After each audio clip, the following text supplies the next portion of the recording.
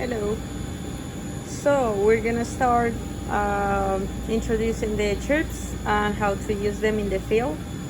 So for now in the lab we have 3 different chirps. This is the deeper chirp 2. We have 3 of the same brand and the same edition. We usually carry everything in this bag, and we usually use this field phone as well. It is waterproof and the battery long very lasts. So I want to begin by telling you that each of the chirps has a name and a number, which we identify them. Let me open this up.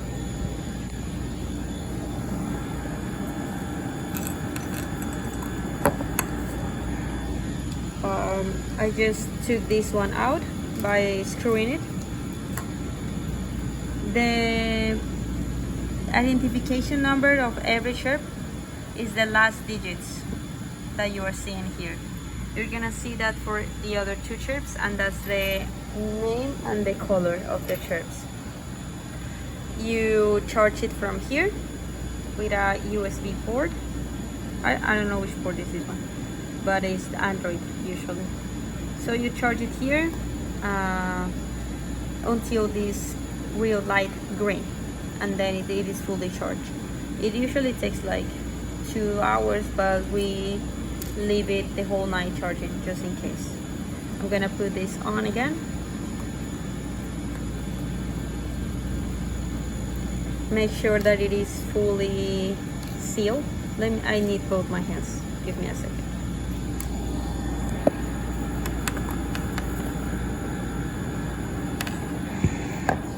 Okay, so yeah, now when it is fully charged, the chirp works when it's in contact with the water. So just to make the demonstration, I'm gonna put it into this jar, fill up with water. It will float, and then when it's seated on the water, it will be on. So from the phone, you connect it with the Wi-Fi. So for example, here you go to Wi-Fi, and then it is here. As you can see, 0172. 0172. You make sure, yeah. Then you connect it. Now it is saved, connected. And now we are gonna go to the app. That is this one, Fish Deeper. You come here, and it says that it is connected to this one, but it does not have internet. Do you want to stay connected? Yes. Let me go back. This is the app. Oh no, I don't want premium. And I'm gonna start recording in boat mode. When it is in the boat mode, you can see it already has our location. Can you hear the sound of the sonar working? It says it's too shallow deep. Yes, of course, it's very shallow. When it is in the boat mode, it will automatically be recording the data. So just make sure it is recording. What we do in the field is that we put both things together on a box that we arranged just for this. So the swimmer is swimming with a board, and then above the boat is a box with the chirp hanging out, and this field phone on the box. So this one is always in contact with the water, and the swimmer will start recording the data and swimming in patterns, in a grid pattern, perpendicular and then parallel. Okay, so right now, if you see this in the field, or sometimes it sets out of water, what you will do is just take this out and put it back again, give it some seconds, and then put it back again. It's not that we're gonna work right now because it is very shallow, but I just want to show you how you're gonna connect it in the field. After this, you're gonna go here. Wait, okay. When you are done, when you are recording, you're gonna see the data here, recording. I forgot to show you this part. So you go to settings. Oh.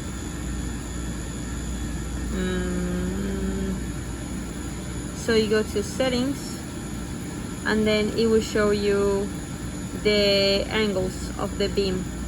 We usually record in 7, that is the narrowest and is the more precise one, but you can use, we've been using 47 and 7, so decide which one are you gonna use.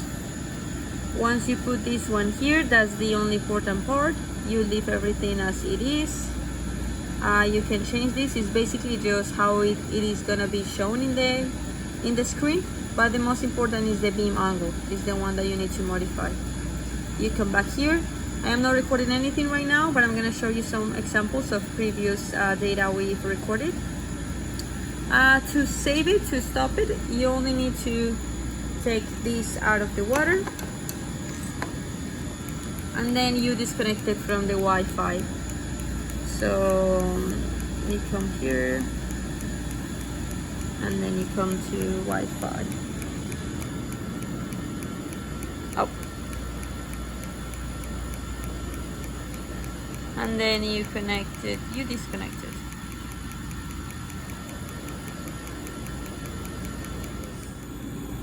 You can see here in history,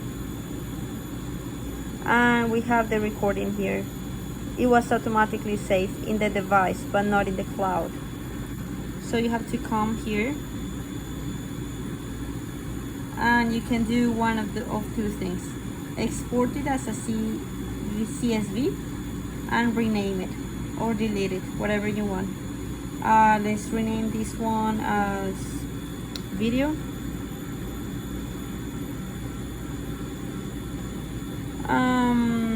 And since we don't have it in the cloud, we could come here. No, it is loading. No, it's showing us.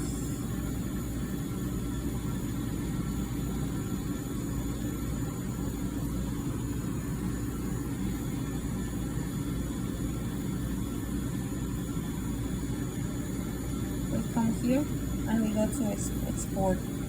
So you allow, and then you can share it through Gmail or whatever you want, and it will be sent as a document, as a CSV.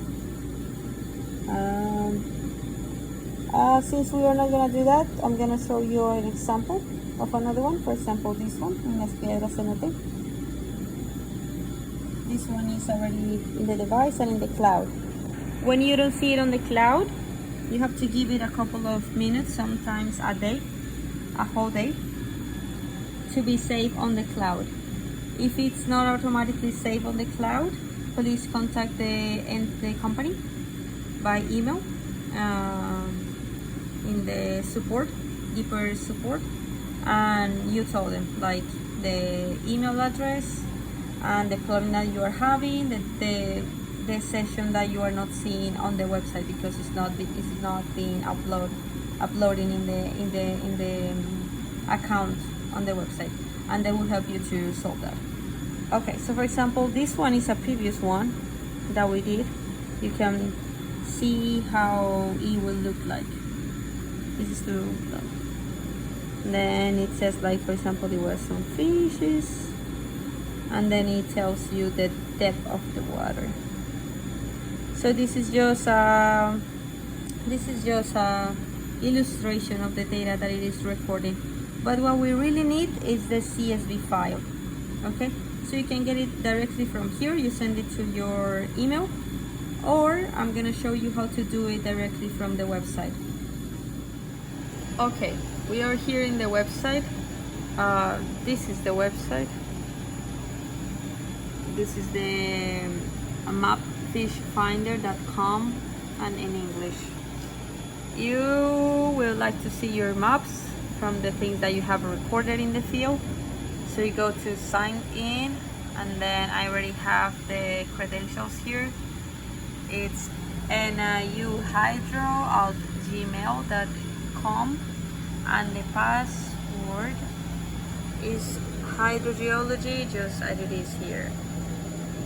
Okay. Hydrogeology, the O's are as zeros, and the first H is a capital letter H. That's it. So you come here, you log in,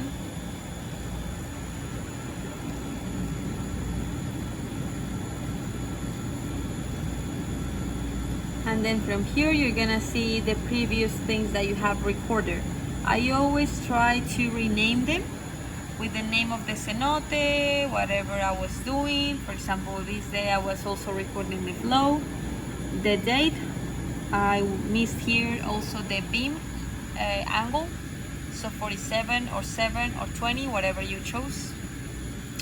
And from here you can also download the data. So you can come here, you select whichever. For example, here in Las Piedras I have the two recordings. So this was the same, oh, it was a different date, look. So it usually group them by location. So you have to make sure that you are renaming them with the date. So for example, here, I come here and I want this data, so I go to download CSV, and we usually just need the depth map. So you come here, it will download, you will open it, it will be a CSV file, so it is separated by commas. I open it here in Excel, but as you can see, it's like 0, 0, comma, 0, 0, comma, another number, comma, another number. We have a lot of zeros here, so I'm just gonna explain it to you. To see it better, I recommend you to convert it to columns and to an Excel file. You can do it multiple ways. You can come here to insert, and then, oh no, it's here in data, get data from file or from text or CSV, and you can look for it.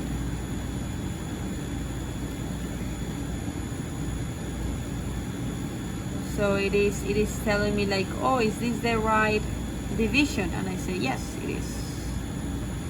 So you load it, and then now you have the data. You can do it this way or another, like there are multiple ways to do it. This is just one way to do it. I'm not gonna work with this from scratch. I'm gonna show you one that I already processed, okay? Okay, so for example, these are some of the bathymetries that I already processed. So let me go through it. I think this is processed, let me check. I'm gonna explain this to you. No, this is not processed. I think I have another one processed here.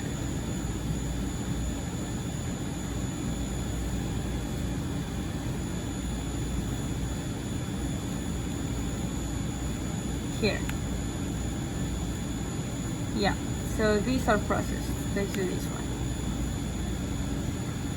one. Okay, so when you convert it, you're gonna see something like this.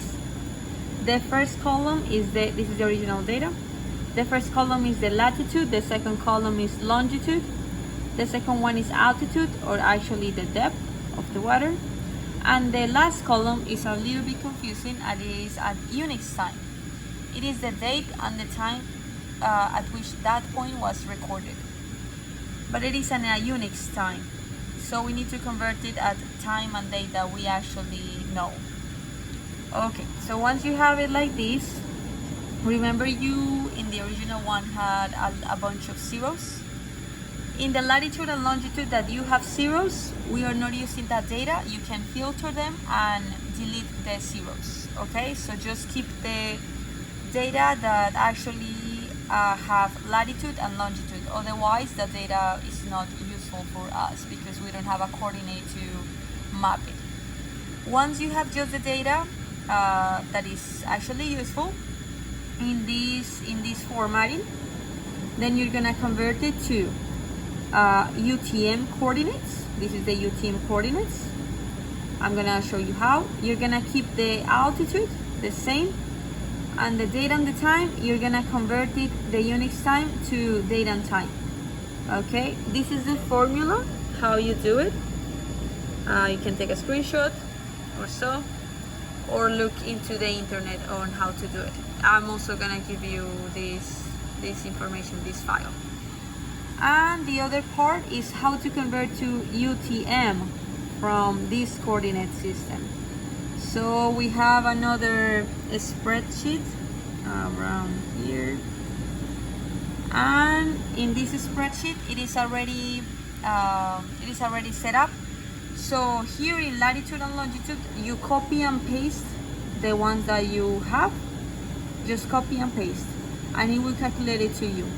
You go all the way here, and this is the data that we need: east, north, zone, and band. This is just the data that we need. So just when you're done down there, just copy the ones that you need. For example, here I just need until here. I just need until this, because I just copy those here. So just copy and paste here, and now you have all the data. So you have the coordinates and you have the date and the time. Now you are ready to process the data, map it, analyze it, whatever you need to do. Another thing that I wanted to show you is that here, from this part, remember we use the depth map. Well, we can only select the very raw data, and that is the scan data. So just gonna show you, we're not using that for now, but I know males sometimes want to use it if we want, or if we are interested in analyzing the sediments that might be recording with the sonar. So we come here, we open this. The bathymetry is gonna be the same one we already used. Okay, so that one is the same one, that the same document that you will get downloading from the first option. The one that is new is this one that is called sonar. So you open it, and you're gonna see a bunch of data. This is just a lot of data. This is just too much data. And this is all the information, the raw information that the sonar captured.